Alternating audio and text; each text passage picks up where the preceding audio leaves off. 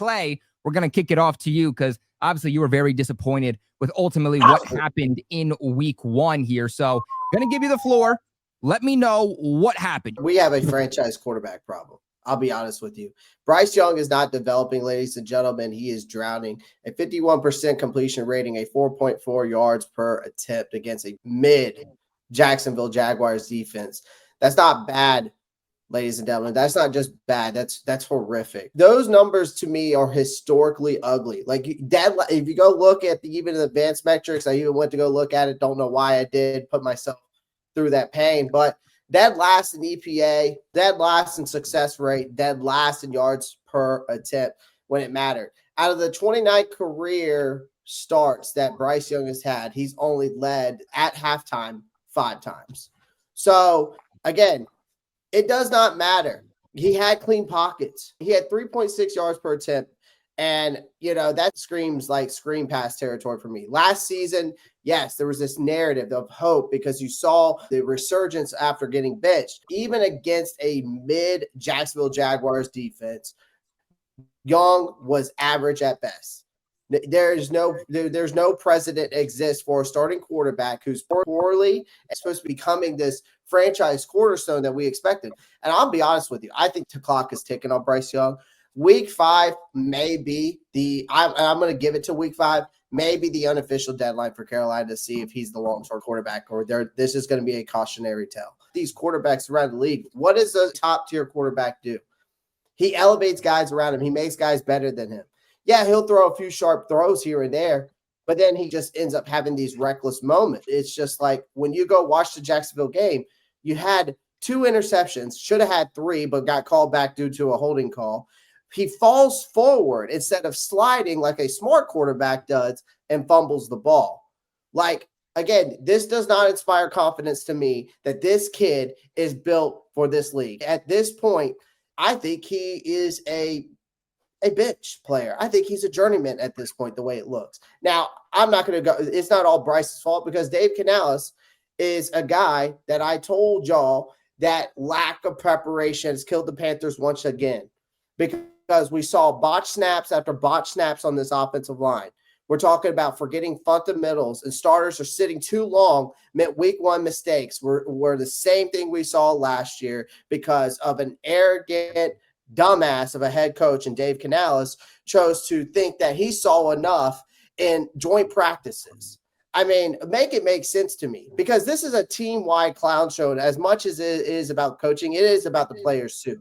Because Canales is supposed to be still this leader of a head coach, and he's supposed to be Mr. Positivity. But Carolina at this point has paid the price. You can't go 2 seasons in a row and then expect in week 1, and then they stumble out the gate again. It's the same story, the same thing we see. You can't tell me otherwise at this point. We got Cordell at least coming in saying, Clayton Panthers Nation, we can't let week 1 define us. Cordell, I believe Bryce Young will bounce back and we will be better in week 2. Always remember, no matter how bad we may play, we always beat the Arizona Cardinals. Don't talk me off the ledge. You can't do it today, buddy. TJ, let's go on over to you. What were your thoughts on the game? Now, all these games happen at the same time. I had to go back and take a look at the game just to see what was going on with Bryce Young and the Carolina Panthers. And I came to this conclusion.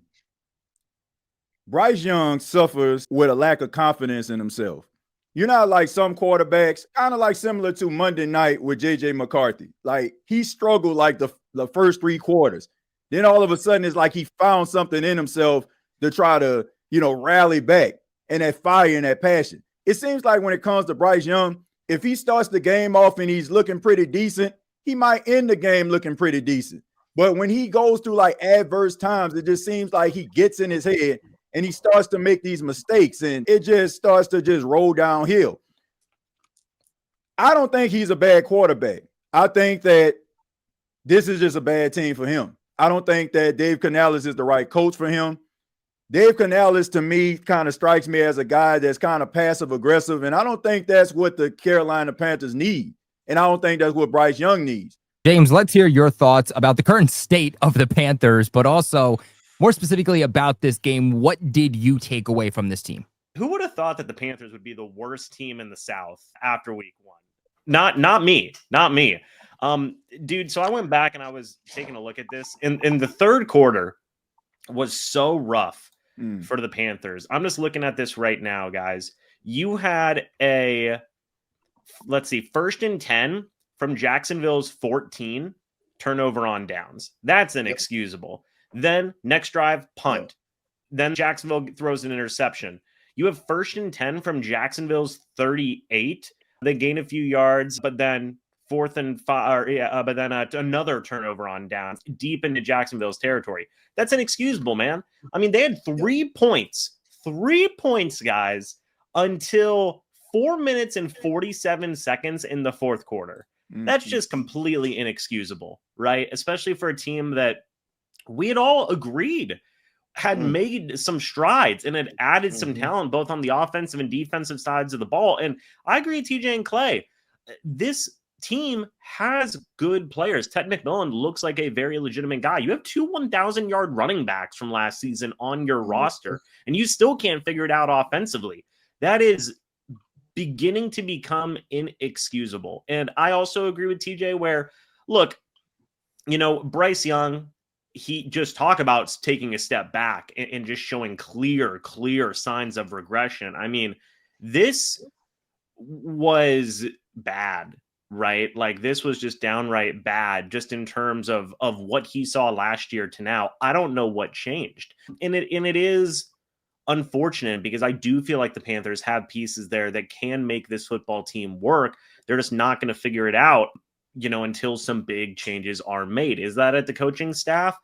Possibly, right? Possibly. But I agree with Clay where it's like, hey, now you went from having a good feeling in week number 1 to, oh my God, what in the world do we do now? And the clock's ticking, right? And I feel like this was the exact same situation that we saw the Panthers in last year. And I just wonder if we're going to see a repeat where we do get to week 4, week 5, and it's like, okay, we're getting more Andy Dalton because what other choice do we have? And it's just a terrible situation for the Panthers Red Rifle. to TJ, be in.